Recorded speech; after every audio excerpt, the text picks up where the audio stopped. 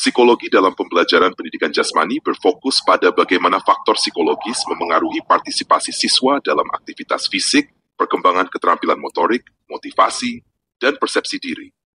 Dalam konteks siswa SD, pendekatan psikologis ini sangat penting karena anak-anak berada dalam fase perkembangan fisik dan mental yang kritis.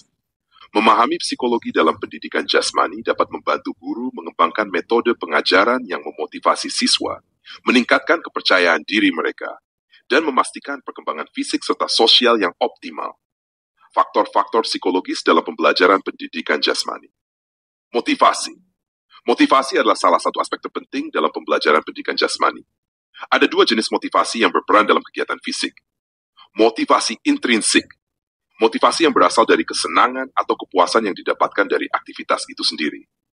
Siswa SD yang memiliki motivasi intrinsik akan berpartisipasi dalam pendidikan jasmani karena mereka menikmati aktivitas fisik tersebut, seperti bermain sepak bola karena mereka merasa senang dan bersenang-senang. Motivasi ekstrinsik. Motivasi yang datang dari faktor luar, seperti penghargaan, pujian, atau keinginan untuk menghindari hukuman. Misalnya, seorang siswa mungkin berpartisipasi dalam olahraga agar mendapat pujian dari guru atau mendapatkan hadiah berupa bintang prestasi. Contoh untuk siswa SD, guru memberikan penghargaan sederhana seperti stiker atau medali mini bagi siswa yang menyelesaikan tantangan fisik tertentu seperti lari cepat atau melompat tali. Ini dapat meningkatkan motivasi siswa untuk berpartisipasi dalam pelajaran pendidikan jasmani.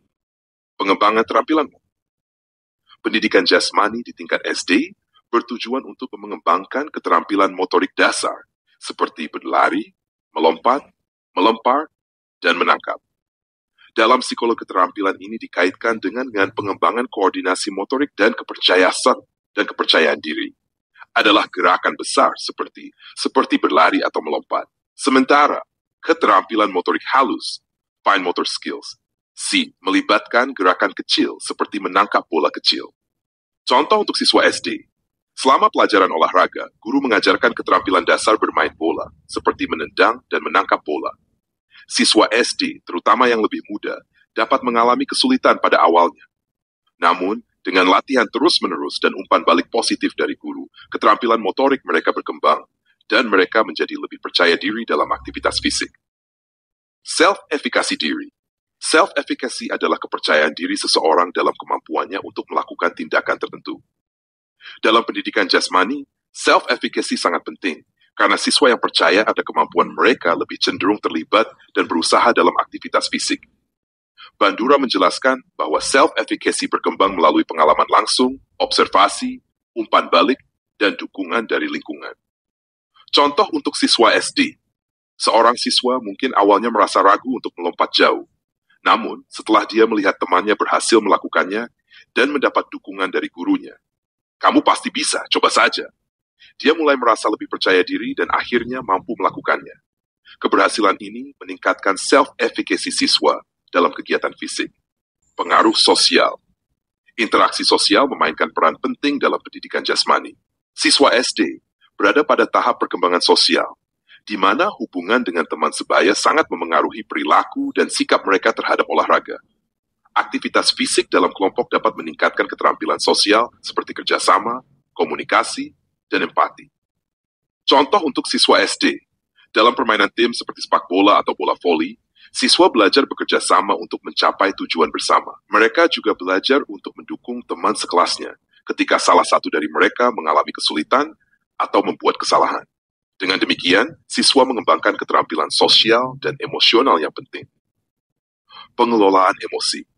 Dalam pendidikan jasmani, siswa dihadapkan pada situasi kompetitif dan non-kompetitif yang dapat memicu berbagai emosi, seperti kegembiraan, frustrasi, atau kecemasan. Kemampuan mengelola emosi penting dalam membangun ketahanan mental dan meningkatkan pengalaman belajar. Contoh untuk siswa SD. Seorang siswa mungkin merasa frustrasi ketika tidak bisa menyelesaikan latihan yang sulit, seperti melompati tali lompat secara berurutan.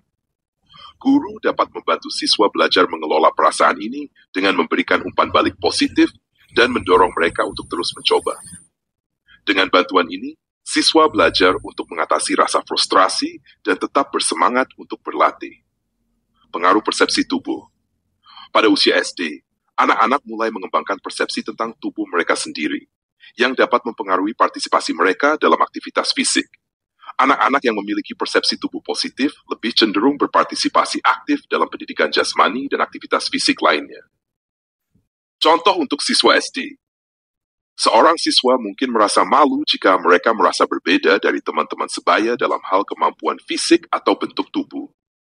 Guru pendidikan jasmani dapat menciptakan lingkungan yang mendukung dan inklusif di mana semua siswa dihargai, terlepas dari bentuk tubuh atau kemampuan fisik mereka, sehingga memperkuat citra tubuh yang positif.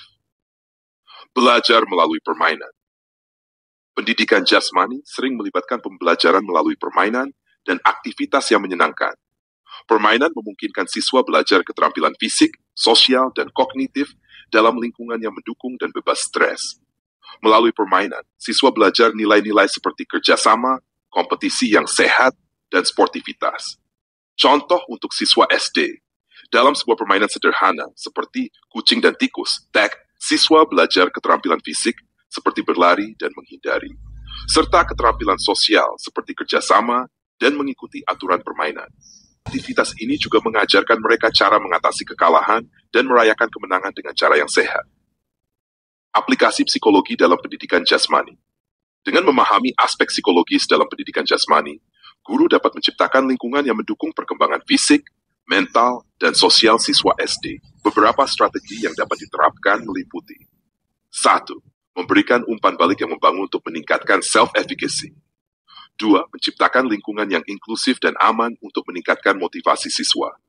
3. Menggunakan permainan untuk mengajarkan keterampilan sosial dan nilai-nilai moral. Mendorong perkembangan keterampilan motorik melalui latihan yang menyenangkan. Penerapan teori psikologi dalam pendidikan jasmani tidak hanya memengaruhi hasil fisik siswa, tetapi juga membantu mereka mengembangkan kepercayaan diri, keterampilan sosial, dan pengelolaan emosi yang akan bermanfaat sepanjang hidup.